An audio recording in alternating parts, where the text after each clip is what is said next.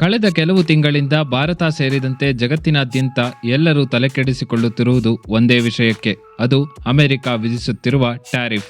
ಹೀಗೆ ವಿಧಿಸುತ್ತಿರುವ ಟ್ಯಾರಿಫ್ನಿಂದಾಗಿ ಅಮೆರಿಕ ಸೇರಿದಂತೆ ಇಡೀ ವಿಶ್ವದ ಮೇಲೆ ಉಂಟಾಗುವ ಶಾರ್ಟ್ ಟರ್ಮ್ ಮತ್ತು ಲಾಂಗ್ ಟರ್ಮ್ ಲಾಭ ನಷ್ಟಗಳೇನು ಮತ್ತು ಮುಖ್ಯವಾಗಿ ಹೀಗೆ ಟ್ಯಾರಿಫ್ನ ಭೂತ ತೋರಿಸುತ್ತಿರುವ ಅಮೆರಿಕದ ಹಿಂದಿನ ನಿಗೂಢ ಉದ್ದೇಶವೇನು ಎಂದು ಎಲ್ಲರಿಗೂ ಅರ್ಥವಾಗುವ ರೀತಿಯಲ್ಲಿ ಸರಿಯಾದ ಉದಾಹರಣೆಗಳೊಂದಿಗೆ ಈ ವಿಡಿಯೋದಲ್ಲಿ ನೋಡುತ್ತಾ ಹೋಗೋಣ.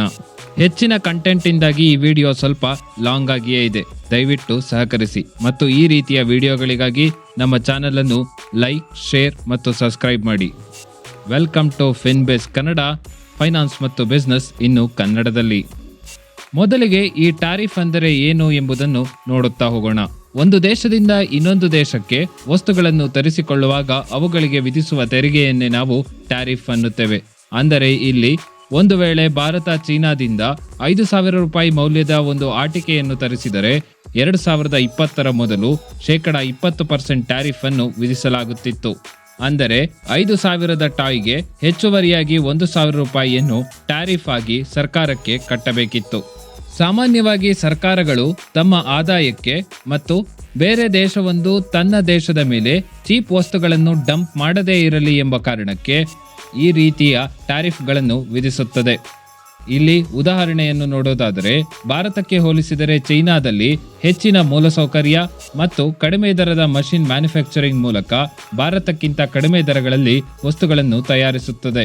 ಹೀಗೆ ದರ ಕಡಿಮೆಯಾದಾಗ ಭಾರತದ ವ್ಯಾಪಾರಿಗಳು ಸಹಜವಾಗಿ ಚೀನಾದಿಂದ ಆಟಿಕೆಗಳನ್ನು ತರಿಸಲು ಪ್ರಾರಂಭಿಸುತ್ತಾರೆ ಮತ್ತು ಇದರಿಂದ ಭಾರತದ ಇಂಡಸ್ಟ್ರಿಗಳಿಗೆ ಲಾಸ್ ಆಗುತ್ತದೆ ಅಲ್ಲದೆ ಭಾರತದಲ್ಲಿ ಹಲವು ರೀತಿಯ ಉದ್ಯೋಗಗಳು ಕೂಡ ನಷ್ಟವಾಗುತ್ತಾ ಹೋಗುತ್ತದೆ. ಇದನ್ನು ತಡೆದು ಸ್ವದೇಶಿ ಕಂಪನಿಗಳನ್ನು ಕಾಪಾಡುವುದು ಮತ್ತು ತನ್ನ ದೇಶದ ಒಟ್ಟಾರೆ ಪ್ರೊಡಕ್ಷನ್ ಅನ್ನು ಹೆಚ್ಚಿಸುವ ಗುರಿಯಿಂದಲೇ ಈ ಟ್ಯಾರಿಫ್ಗಳನ್ನು ಹೇರಲಾಗುತ್ತದೆ. ಇದಕ್ಕೆ ಉದಾಹರಣೆಯೊಂದಿಗೆ ಮುಂದುವರೆಸೋಣ. 2020 ಭಾರತದಲ್ಲಿ ಚೀನಾದ ಆಟಿಕೆಯ ಮೇಲೆ 20% ತೆರಿಗೆ ಇತ್ತು. ಆದರೆ ಚೀನಾದಲ್ಲಿ ಕುಸಿದ ಮ್ಯಾನುಫ್ಯಾಕ್ಚರ್ ಕಾಸ್ಟ್ನಿಂದಾಗಿ ಈ 20% ಹೆಚ್ಚಿನ ವ್ಯತ್ಯಾಸವನ್ನೇನು ಮಾಡುತ್ತಿರಲಿಲ್ಲ. ಅಂದರೆ ಭಾರತದಲ್ಲಿ ತಯಾರಿಸಿದ ಒಂದು ಟಾಯ್ ಕಾರಿಗೆ 200 ರೂಪಾಯಿ ಬೆಲೆ ಇದ್ದರೆ ಅದೇ ಸೇಮ್ ಟಾಯ್ ಕಾರ್ ಚೈನಾದಲ್ಲಿ ಸುಮಾರು 150 ರೂಪಾಯಿಯಲ್ಲೇ ರೆಡಿಯಾಗುತ್ತಿತ್ತು. ಅಂದರೆ ಈಗ 20% ಹೆಚ್ಚಿದ ಟ್ಯಾರಿಫ್ ಹಾಕಿದ ಮೇಲೂ ಕೂಡ ಅದರ ದರ ಕೇವಲ 180 ರೂಪಾಯಿಯನ್ನು ತಲುಪುತ್ತಿತ್ತು.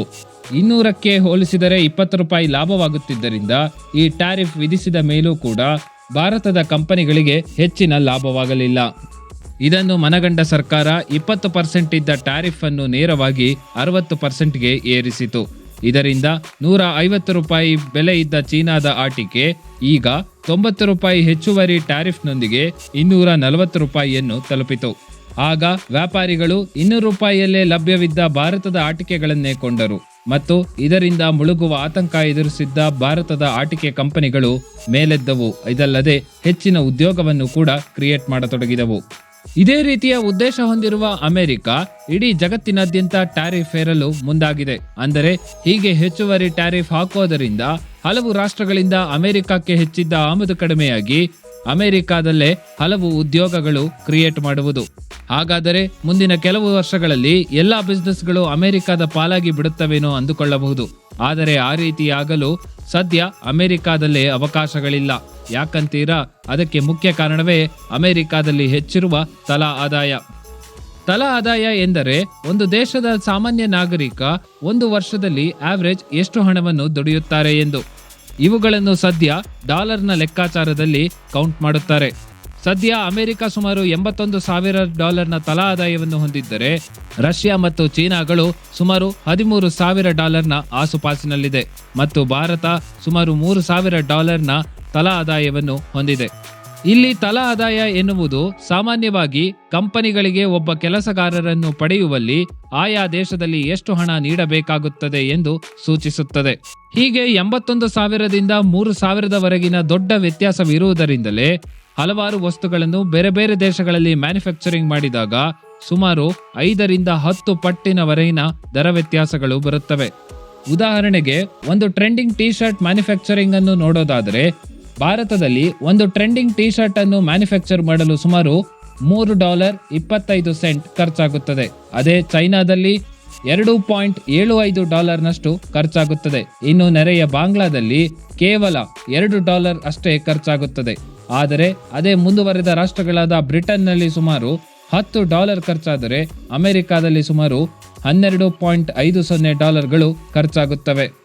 ಆದ್ದರಿಂದ ಒಂದು ವೇಳೆ 100-200% ವರೆಗಿನ ತೆರಿಗೆಯನ್ನು ವಿಧಿಸಿದರೂ ಕೂಡ ಇಲ್ಲಿ ಯಾವುದೇ ಹೆಚ್ಚಿನ ಲಾಭವನ್ನು ಅಮೆರಿಕ ಪಡೆಯಲು ಆಗುವುದಿಲ್ಲ. ಇನ್ನು ಇಡೀ ಜಗತ್ತು ಯಾಕೆ ಅಮೆರಿಕದ ಟ್ಯಾರಿಫ್ ಮೇಲೆ ನಿಂತಿದೆ ಅನ್ನೋದು ನೋಡೋದಾದರೆ ಅದರ ಎಕನಾಮಿಕ್ ಸೂಪರ್ ಪವರ್. ಅದರ ತಾಕತ್ತು ಎಷ್ಟಿದೆ ಎಂದರೆ ಅಮೆರಿಕದ ಒಂದು ಎಕನಾಮಿಕ್ ಪವರ್ನು ಸಮನಾಗಿಸಲು ಚೈನಾ, ಜರ್ಮನಿ, ಜಪಾನ್ ಮತ್ತು ಭಾರತಗಳು ಒಗ್ಗೂಡಬೇಕಾಗಿದೆ. ಇದಲ್ಲದೆ ಜಗತ್ತಿನಲ್ಲಿ ಆಗುವ ಒಟ್ಟಾರೆ ರಫ್ತಿನಲ್ಲಿ ಸುಮಾರು 15% ನೇರವಾಗಿ ಅಮೆರಿಕವನ್ನು ತಲುಪುತ್ತದೆ. ಆದ್ದರಿಂದ ಈ ಅಮೆರಿಕವನ್ನು ರಿಪ್ಲೇಸ್ ಮಾಡಲು ಸದ್ಯ ಯಾವ ಆಯ್ಕೆಯೂ ವಿಶ್ವದ ಮುಂದಿಲ್ಲ. ಈಗ ಸದ್ಯ ಅಮೆರಿಕ ವಿಧಿಸುತ್ತಿರುವ ಟ್ಯಾರಿಫ್ನ ಫಾರ್ಮುಲಾ ಈ ರೀತಿ ಇದೆ ನೋಡಿ. ವ್ಯಾಪಾರ ಕೊರತೆ ಡಿವೈಡೆಡ್ ಬೈ ಒಟ್ಟಾರೆ ಆಮದು ಇಂಟು 100/2. ಈ ಫಾರ್ಮುಲಾ ನೋಡಿ ಕನ್ಫ್ಯೂಷನ್ ಆಯ್ತಾ? Don't worry, let's take India as an example. ಸದ್ಯ ಭಾರತದ ಉದಾಹರಣೆಯನ್ನು ನೋಡುತ್ತಾ ಹೋದರೆ ವ್ಯಾಪಾರ ಕೊರತೆ ಅಂದರೆ ಇಲ್ಲಿ ಸದ್ಯ ಅಮೆರಿಕ ಭಾರತದಿಂದ ಸುಮಾರು ಪ್ರತಿ ವರ್ಷ $88 ಬಿಲಿಯನ್ ಮೌಲ್ಯದ ವಸ್ತುಗಳನ್ನು ತೆಗೆದುಕೊಳ್ಳುತ್ತಿದೆ. ಆದರೆ ಭಾರತ ಅಮೆರಿಕದಿಂದ ಸುಮಾರು ಕೇವಲ $42 ಬಿಲಿಯನ್ ಮೌಲ್ಯದ ವಸ್ತುಗಳನ್ನು ಮಾತ್ರ ತೆಗೆದುಕೊಳ್ಳುತ್ತಿದೆ. ಅಂದರೆ ಅಲ್ಲಿಗೆ ಸುಮಾರು $46 ಬಿಲಿಯನ್ ನಷ್ಟು ಕೊರತೆಯನ್ನು ಅಮೆರಿಕ ಅನುಭವಿಸುತ್ತಿದೆ. ಅಲ್ಲಿಗೆ ಈ ಫಾರ್ಮುಲಾಗೆ ಅಪ್ಲೈ ಮಾಡಿದಾಗ $46 billion divided by $88 billion into 100 ಅಂದರೆ ಸರಿಸುಮಾರು 52.27%. ಅದನ್ನೇ ರೌಂಡ್ ಆಫ್ ಮಾಡಿ 2ರಿಂದ ಡಿವೈಡ್ ಮಾಡಿದಾಗ ಬಂದಿದ್ದೆ 26%. ಇದೇ ಮಾನದಂಡದ ಲೆಕ್ಕದಲ್ಲಿ ನೆರೆಯ ಶ್ರೀಲಂಕಾ ಮೇಲೆ 44%, ಬಾಂಗ್ಲಾದೇಶದ ಮೇಲೆ 37%, ಚೈನಾದ ಮೇಲೆ 34%, ಯುರೋಪಿಯನ್ ರಾಷ್ಟ್ರಗಳ ಮೇಲೆ 20%, ಜಪಾನ್ ಮೇಲೆ 24%, ವಿಯೆಟ್ನಾಂನ ಮೇಲೆ 46%, ಸೌತ್ ಕೊರಿಯಾ ಮೇಲೆ 25% ಅನ್ನು ವಿಧಿಸಿದೆ. ಇದಲ್ಲದೆ ಇನ್ನು ಹಲವು ರಾಷ್ಟ್ರಗಳ ಮೇಲೆ ವಿಧಿಸಿರುವ ತೆರಿಗೆಯನ್ನು ನೀವು ಈ ಚಾರ್ಟ್ನಲ್ಲಿ ನೋಡಬಹುದು. ಇನ್ನು ನಾವಿಲ್ಲಿ ಈ ಫಾರ್ಮುಲಾವನ್ನು ನೋಡಿದಾಗ ವ್ಯಾಪಾರ ಕೊರತೆ ಅಂದರೆ ಅಮೆರಿಕ ಮುಂದಿನ ದಿನಗಳಲ್ಲಿ ಆ ದೇಶಗಳಿಂದ ಎದುರಿಸುತ್ತಿರುವ ವ್ಯಾಪಾರ ಕೊರತೆಯನ್ನು ಸರಿದೂಗಿಸಿಕೊಂಡರೆ ಟ್ಯಾರಿಫ್ ಕೂಡ ಕಡಿಮೆಯಾಗುವ ಸಾಧ್ಯತೆಯೇ ಹೆಚ್ಚು. ಅಂದರೆ ಮುಂದಿನ ದಿನಗಳಲ್ಲಿ ಭಾರತ ಅಮೆರಿಕದಿಂದ ಹೆಚ್ಚಿನ ವಸ್ತುಗಳನ್ನು ತರಿಸಿಕೊಂಡಾಗ ಈಗ ಉಂಟಾಗಿರುವ ವ್ಯಾಪಾರ ಕೊರತೆ ಕಡಿಮೆಯಾಗಿ ಟ್ಯಾರಿಫ್ ಕೂಡ ಕಡಿಮೆಯಾಗಬಹುದು ಮತ್ತು ಹೆಚ್ಚಿನ ವಸ್ತುಗಳನ್ನು ಭಾರತ ಅಮೆರಿಕದಿಂದ ತೆಗೆದುಕೊಂಡಾಗ ಅಮೆರಿಕದ ಆರ್ಥಿಕ ಬೆಳವಣಿಗೆಗೂ ಕೂಡ ಸಹಾಯವಾಗುತ್ತಾ ಹೋಗುತ್ತದೆ. ಆದರೆ ಹೀಗೆ ವ್ಯಾಪಾರವನ್ನು ಹೆಚ್ಚಳ ಮಾಡುವುದು ಕೂಡ ಬಹಳ ಕಷ್ಟವೇ ಸರಿ. ಕಾರಣ ಅಮೆರಿಕದ ವಸ್ತುಗಳಿಗೆ ಹೆಚ್ಚಿನ ದರವಿರುತ್ತದೆ. ಆದ್ದರಿಂದ ಈ ವ್ಯಾಪಾರ ನಷ್ಟವನ್ನು ಸರಿದೂಗಿಸುವುದು ಕೂಡ ಕಷ್ಟವೇ ಸರಿ.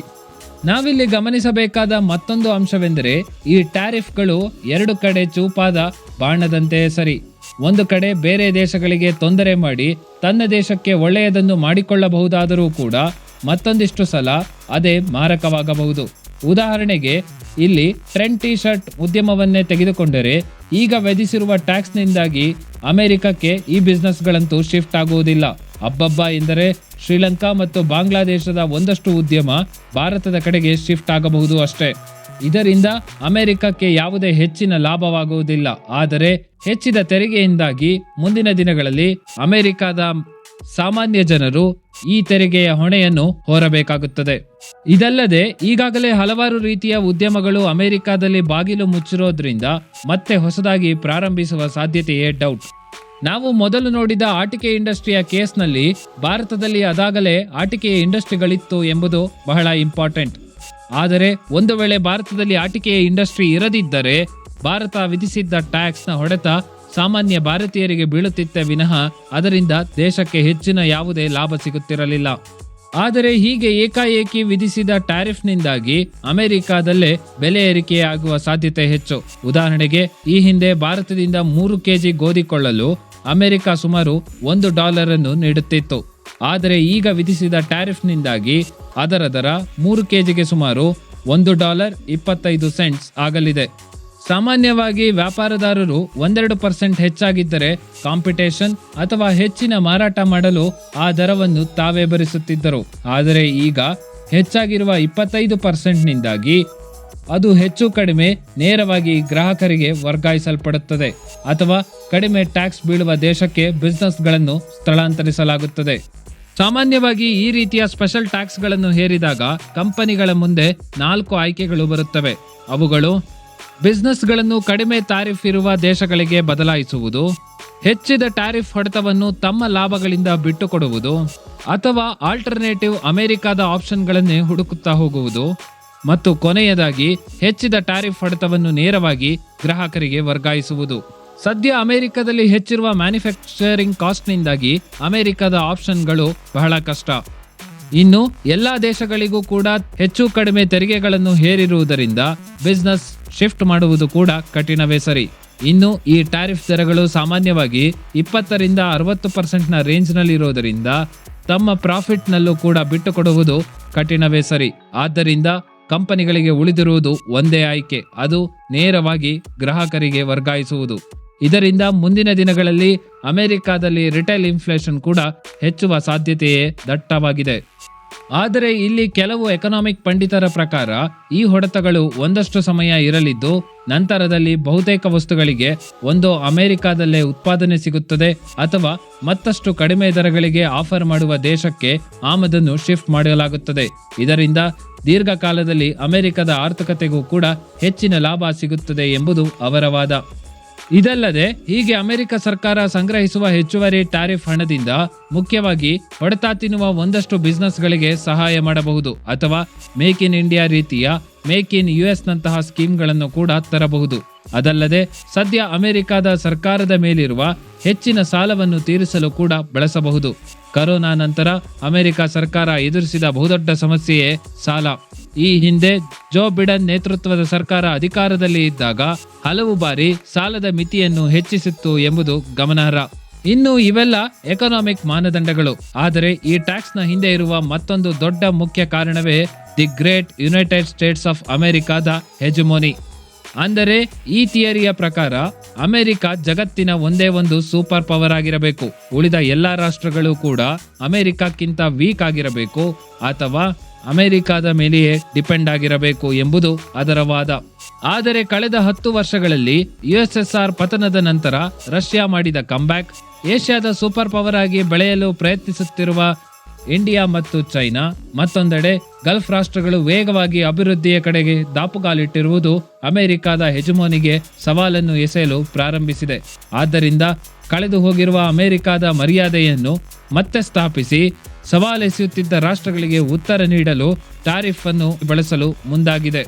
ಉದಾಹರಣೆಗೆ ಈ ಟ್ಯಾರಿಫ್ ನೀತಿ ಘೋಷಣೆ ಮಾಡಿದ ಮೇಲೆ ಮೊದಲು ಚೈನಾ ಕೂಡ ಅಮೆರಿಕದ ಟ್ಯಾರಿಫ್ ಮೇಲೆ ಕೌಂಟರ್ ಟ್ಯಾರಿಫ್ ಅನ್ನು ವಿಧಿಸಿತು. ಅಂದರೆ ಯುದ್ಧಕ್ಕೆ ಬಿದ್ದ ಹಾಗೆ ಎರಡೂ ದೇಶಗಳು ಟ್ಯಾಕ್ಸ್ ನ ಮೇಲೆ ಟ್ಯಾಕ್ಸ್ ಅನ್ನು ಹೇರುತ್ತಾ ಹೋದವು. ಸದ್ಯ ಚೈನಾ ಅಮೆರಿಕದ ಮೇಲೆ 125% ನ ಟ್ಯಾರಿಫ್ ವಿಧಿಸಿದ್ದರೆ ಚೈನಾ ಅಮೆರಿಕದ ಮೇಲೆ 145% ನ ಟ್ಯಾರಿಫ್ ಅನ್ನು ವಿಧಿಸಿದೆ. ಇದು ಯಾವ ಮಟ್ಟಿಗೆ ಕಾಂಪಿಟೇಷನ್ ನಡೆಸಿತು ಎಂದರೆ ಈ ಮೀಮ್ ಸೂಕ್ತವಾಗಿ ಹೇಳುತ್ತದೆ.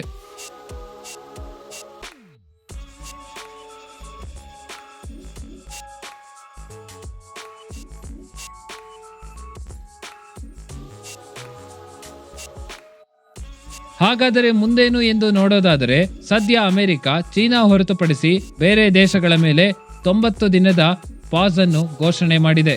ಇನ್ನು 90 ದಿನದವರೆಗೆ ನೀಡಿರುವ ಈ ಟೈಮ್ನಲ್ಲೇ ಭಾರತ ಸೇರಿದಂತೆ ಹಲವು ರಾಷ್ಟ್ರಗಳ ಜೊತೆ ಮಾತುಕತೆಗೆ ಅಮೆರಿಕ ಒಪ್ಪಿದೆ. ಆ ಮಾತುಕತೆಗಳಲ್ಲಿ ಅಮೆರಿಕದಿಂದ ಹೆಚ್ಚಿನ ವಸ್ತುಗಳನ್ನು ಕೊಳ್ಳಲು ಅಮೆರಿಕ ಒತ್ತಡವನ್ನು ಹೇರುವ ಸಾಧ್ಯತೆ ಇದೆ. ಇದಲ್ಲದೆ ಬೇರೆ ಬೇರೆ ರೀತಿಯ ಅಮೆರಿಕದ ಹಿತಾಸಕ್ತಿಗಳನ್ನು ಕೂಡ ಪುಷ್ಟೀಕರಿಸಲು ಇವುಗಳನ್ನು ಬಳಸಬಹುದು. ಅದಾದ ಮೇಲೆ ಒಂದಷ್ಟು ತೆರಿಗೆ ಕಟ್ ಮಾಡಿ ಅಥವಾ ಹೊಸ ಯಾವುದೋ ತೆರಿಗೆ ಪಾಲಿಸಿಯನ್ನೇ ಜಾರಿ ಮಾಡಬಹುದು. ಹೀಗೆ ಅಮೆರಿಕ ವಿಧಿಸುತ್ತಿರುವ ಟ್ಯಾರಿಫ್ ಅನ್ನು ಭಾರತದ ದೃಷ್ಟಿಕೋನದಲ್ಲಿ ನೋಡೋದಾದರೆ ಸದ್ಯ ಭಾರತಕ್ಕೆ ಪ್ರಮುಖವಾಗಿ ಟೆಕ್ಸ್ಟೈಲ್ಸ್ ಸೇರಿದಂತೆ ಮ್ಯಾನುಫ್ಯಾಕ್ಚರಿಂಗ್ ಕ್ಷೇತ್ರದಲ್ಲಿ ಹೆಚ್ಚಿನ ಲಾಭವಾಗುವ ಸಾಧ್ಯತೆ ಇದೆ. ಅದಕ್ಕೆ ಮುಖ್ಯ ಕಾರಣವೇ ಚೈನಾ ಮೇಲೆ ವಿಧಿಸುತ್ತಿರುವ ಅತಿ ಹೆಚ್ಚಿನ ಟ್ಯಾರಿಫ್ ದರಗಳು. ಇನ್ನು ಪ್ರಮುಖವಾಗಿ ಟೆಕ್ಸ್ಟೈಲ್ಸ್ ನಲ್ಲಿ ನೋಡೋದಾದರೆ ಹೆಚ್ಚಿನ ರಫ್ತನ್ನು ಮಾಡುವ ಬಾಂಗ್ಲಾದೇಶ, ಚೈನಾ, ಶ್ರೀಲಂಕಾ ಮತ್ತು ಪಾಕಿಸ್ತಾನಗಳಿಗೆ ಹೆಚ್ಚಿನ ಟ್ಯಾರಿಫ್ ವಿಧಿಸಿದ್ದು ಅದರ ಲಾಭವೂ ಕೂಡ ಭಾರತಕ್ಕೆ ಪಡೆಯುವ ಅವಕಾಶಗಳಿವೆ. ಆದರೆ ಇನ್ಫಾರ್ಮೇಶನ್ ಟೆಕ್ನಾಲಜಿ ಒಂದಷ್ಟು ದಿನಗಳ ಕಾಲ ಒತ್ತಡವನ್ನು ಎದುರಿಸುವ ಸಾಧ್ಯತೆ ಇದ್ದು, ಒಂದು ವೇಳೆ ಮುಂದಿನ ದಿನಗಳಲ್ಲಿ ಅಮೆರಿಕದ ಆರ್ಥಿಕ ಸ್ಥಿತಿ ಉತ್ತಮಗೊಂಡರೆ ಮಾತ್ರ ಐಟಿ ಸೆಕ್ಟರ್ಗೆ ನಿರಾಳ. ಸೆಕೆಂಡರಿ ಎಫೆಕ್ಟ್ ನೋಡೋದಾದ್ರೆ, ಜಗತ್ತಿನ ಕೆಲವು ರಾಷ್ಟ್ರಗಳಲ್ಲಿ ಸಿಗುವ ನ್ಯಾಚುರಲ್ ಮೆಟಲ್ ಮತ್ತು ಬೇರೆ ಬೇರೆ ಖನಿಜಾಂಶಗಳಿಗೆ ಇಡೀ ಜಗತ್ತು ಒಂದೋ ಎರಡೋ ರಾಷ್ಟ್ರಗಳನ್ನು ಅವಲಂಬಿಸಿದ್ದವು. ಆದರೆ ಈ ತೆರಿಗೆ ಕಾರಣಕ್ಕೆ ಆ ವಸ್ತುಗಳ ಬೇಡಿಕೆ ಇನ್ನಷ್ಟು ಹೆಚ್ಚಾಗುವ ಸಾಧ್ಯತೆ ಇದ್ದು, ಅದಲ್ಲದೆ ಪ್ರಮುಖವಾಗಿ ಚೈನಾ ಅಮೆರಿಕದಲ್ಲಿ ಸೇಲ್ ಮಾಡಲು ಆಗದ ವಸ್ತುಗಳನ್ನು ಭಾರತದ ಮೇಲೆ ಡಂಪ್ ಮಾಡುವ ಭಯವಂತೂ ಇದ್ದೇ ಇದೆ. ಆದ್ದರಿಂದ ಈ ಟ್ಯಾರಿಫ್ನ ಯುದ್ಧ ಎಲ್ಲಿಗೆ ಹೋಗಿ ನಿಲ್ಲುತ್ತದೆ ಎಂದು ಕಾದು ನೋಡಬೇಕಷ್ಟೇ. ಅದರ ಆಧಾರದಲ್ಲಿಯೇ ಜಗತ್ತಿನ ಹಲವು ರಾಷ್ಟ್ರಗಳ ಭವಿಷ್ಯವೇ ನಿಂತಿದೆ. ಇದರೊಂದಿಗೆ ಈ ವಿಡಿಯೋವನ್ನು ಇಲ್ಲಿಗೆ ಮುಗಿಸ್ತಾ ಇದ್ದೀನಿ. ಈ ವಿಡಿಯೋ ಇಷ್ಟ ಆಗಿದ್ರೆ ಒಂದು ಲೈಕ್ ಮಾಡಿ ಹಾಗೂ ಇದರ ಬಗ್ಗೆ ನಿಮ್ಮ ಅಭಿಪ್ರಾಯವನ್ನು ಕಮೆಂಟ್ ಬಾಕ್ಸ್ ನಲ್ಲಿ ತಿಳಿಸಿ. ಮುಂದಿನ ವಿಡಿಯೋದಲ್ಲಿ ಮತ್ತೆ ಭೇಟಿಯಾಗೋಣ. ಜೈ ಹಿಂದ್, ಜೈ ಕರ್ನಾಟಕ.